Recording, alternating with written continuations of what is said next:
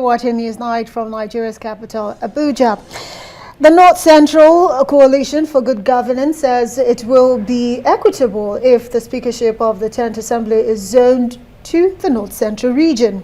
The group's convener, Ibrahim Dauda, argued that the zoning of the office of the Speaker will ensure inclusiveness in the scheme of affairs in the nation, where he therefore appealed to the All Progressives Congress and all the political parties to support the North Central to produce the next Speaker of the House of Representatives.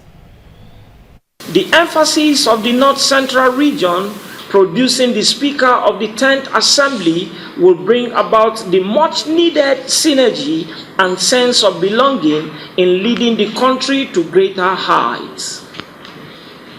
This much, the APC and other political parties must come to terms with, given that there is a need for fair and equal representation by all regions in the country. The number of ranking members of the House of Representatives who are eyeing the seat of the Speaker in the 10th National Assembly is increasing. The current National Assembly was inaugurated in June 2019 and the 10th is expected to be inaugurated June this year. The North Central is one of the zones pushing for the speakership. Abdurrahim Olawi, who is from Kwara State, is one of the lawmakers that has declared interest in taking over from Femi Bajabiamila. Yusuf Gaji from Plateau State is another contender from North Central, while the incumbent Deputy Speaker Idris Wase from Plateau is also a top contender for the Speaker seat. Though the governing All Progressives Congress is yet to say if the seat will be zoned or thrown open for its lawmakers in the Green Chambers, lawmakers are also divided on the choice of Speaker for the 10th Assembly. The race now becomes more interesting and unpredictable with the number of new entrants into the Green Chambers.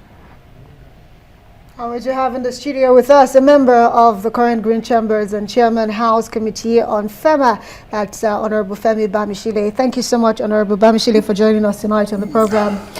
Thank you ever so much. And I'm sure you've seen all of the conversations everywhere where people say Nigerians are more divided now more than ever. And of course, we did see that group call for inclusiveness with regards to who becomes the next Speaker of the House, of the 10th House of Representatives. So Yes. my question to you tonight is, looking at all of this with all the inclusiveness, and we need to be fair in terms of distribution of certain key positions, for that fairness and inclusiveness to be seen to have been done.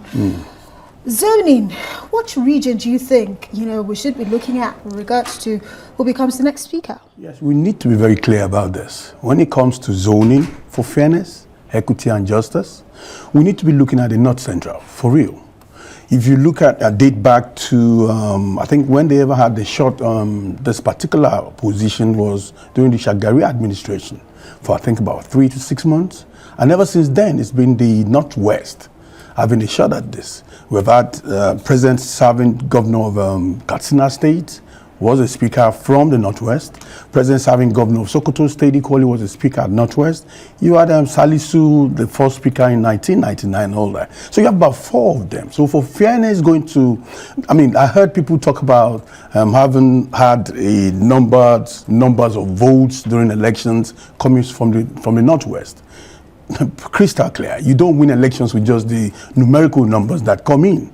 That's where you have the 2/3 of it. If you have the numbers and don't have the 2/3 of the states, you can't win elections. So for the North Central, they had 4 out of 6 states. For the Northwest, they had only 2 out of 7 states. For fairness, for crying out loud, if you really want a country that we all believe in and want to grow in, it's just clear that the party should be looking clearly at the North Central. And this is what I think the party for now would do.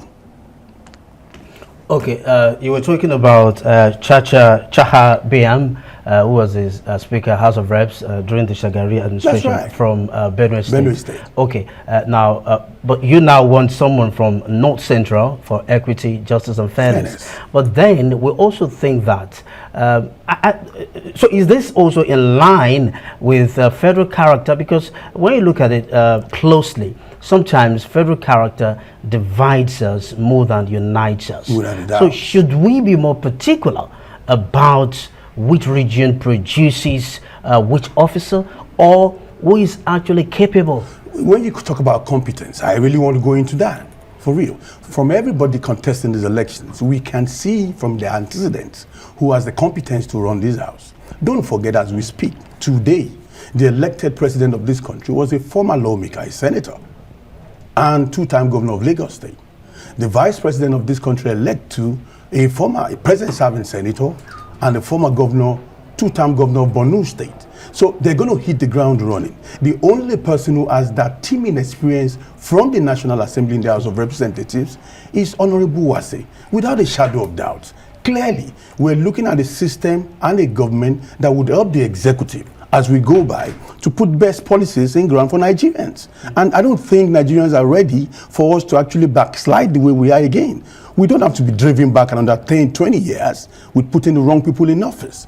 As we speak today, Femi Gbajabiamila has done a wonderful job, and we can't go any lower than that. The only person who has held the gavel and who can galvanize the house the way we see it is the experience of Wase. Right. Well, and don't forget, he doubles as the ECOWAS first speaker, deputy speaker. So, yes. I mean, the resounding, what you call it, qualifications are here. Portfolio. That's right. Okay, so while you talk about the politics of the APC and why you believe Wase, who of course at this time he is still the deputy speaker, of course gunning for the speakership come the 10th assembly, we have to look at the numbers as it stands. They're about 366. 60. But as it stands right now, about 326 have so far been That's announced. right. With, of course, we have supplementary elections coming up on the 15th of April. But as That's it stands right now, the APC has got 160 No doubt. members. And if you put the numbers of the opposition together, It's 165 or 165. That's So right. they have the numbers as well. Is the APC considering, having conversations with the opposition to determine, the next speakership and to make sure their interest is carried I along? want to tell you, the team of Wase has done a wild consultation, even within the opposition. And that's why I know for real, without a doubt, that if we go into an elections when time comes, he would actually take the day. There are talks that the opposition together, they're coming together to probably push one I can tell you. honorable member within themselves in the opposition be to possible? challenge the APC's nominee. Can that be possible? You tell me. I'm telling you straight up, it can be possible. These are strange blood fellas coming from about 5, 6, 7 different political parties with different ideologies. Don't undermine the level of lobbying that's going on at the moment. Aren't we lobbying too in the APC? We are. And this is a party that owns the national. Owning the national is one thing, but having the numbers is a different thing. Again, I'm telling you. Well, although we still have to wait for that supplementary election to be carried out That's to see right. what happens with the remaining numbers. But you know what? Beyond party politics, the ordinary Nigerian who's watching and listening to you have this conversation with us is saying, how is my interest being carried along That's what we're with talking about, regards to the leadership and the governance, That's right. at all levels within Nigeria? So talk to us about why it's important that we get it right in the 10th Assembly to really help deal decisively with all the myriads of challenges currently bedeviling the nation. Like I just explained to you, the two people that were voted in the executive as we speak, one is out of the country, and I'm almost certain by the time he gets back, with the bill that's been signed by the president, that all officers going to work or appointments that's going to work with the executive has to be done within 60 days. I'm almost certain that they're going to hit the ground running. So we're not looking for neophytes, not to understand what happens at the law and the legislative arm of government. So you need someone who would equally hit the ground running. Nigerians are not going to wait for us no more, as we see. Okay, we're not talking about the interest of the common man here. Okay, so let's assume your preferred candidate gets there. How do we ensure that this person does not also serve the interest of just the people from their zone? I've just told you, this is someone we worked with for about over 3.5 years now. And we've keenly looked at this person, his personality, and the way he deals with issues on the floor. I certainly want to tell you that he has that knowledge of the country, Nigeria, and is someone that is endowed with a lot of knowings of people within the National Assembly. He has done it with us. Unfortunately, we have close to about 87 of us returning back for a second time. So that tells you it's a very dangerous and delicate time. We're having over 240 new people coming to the House of Reps, and that is dangerous to give the leadership to someone who doesn't understand the game at hand. Honorable, yes. Is federal character really working for us? It should work. And is it really working for us? It works. I would say that it works because federal characters are there. But unfortunately, people come arguing these things differently. I just saw the gentleman that left here now thinking religion would not play a factor. How would you tell me someone from the Northwest in the Senate would come back and be Senate president? Does it make sense? For real? Well, that's your party. You are a member of the APC, and he's his opinions, he has just eschewed his opinions to Nigerians. There are strong indications that that's exactly what would happen. Looking at the fact that the Northwest gave your party the highest number of votes. I just told you now. At the presidential You're level. right about that. They gave the highest number of votes, but did not give the percentage vote, which is actually required. The North Central gave 4 out of 6 states, while the Northwest gave only 2 out of 7 states. Do you now tell me in a local government, sorry, in a state election where you have 16 local government, a man wins total in 1 local government, is he going to be governor of the state? It's not going to work. You need 2/3, and that is what we should be talking about, not the numbers that came out of the election. I'm still very concerned even with 7 states. Yes, the North Central as it stands right now did give the APC the largest number of states, especially even in 2019. It was the same thing that we saw. So I can understand why you're pushing for this. But you are a former Speaker of the Ekiti State House of Assembly. The 10th Assembly, they have their work cut out for them. Seeing the 9th Assembly, which you're a member of, you saw how closely knit your relationship was with the executives. And some would say that's why a lot of things run smoothly. So let's set the agenda beyond whoever emerges as the Speaker. What should be the priorities to ensure that that good governance that Nigerians went to the polls to actually, cast your ballot for comes to pass? Madam, did you see what happened with the youths in the country, the way they are? We're looking at what the economy of the country is as we speak. Those are the things that bother our minds. And for us, we're looking at competence, sincerely. It goes beyond the zoning and all that we're talking about. For me and a whole lot of our members in the House, we're looking at someone who has that mien, who has the character, who has the experience, who can actually deliver for Nigerians. That bills would come, who will attend to the bills on time and give the best to Nigerians the way they want it. Okay, now, your experience as a lawmaker comes to bear here. We just spoke about, she just mentioned the cordial relationship between the 9th legislature and the executive.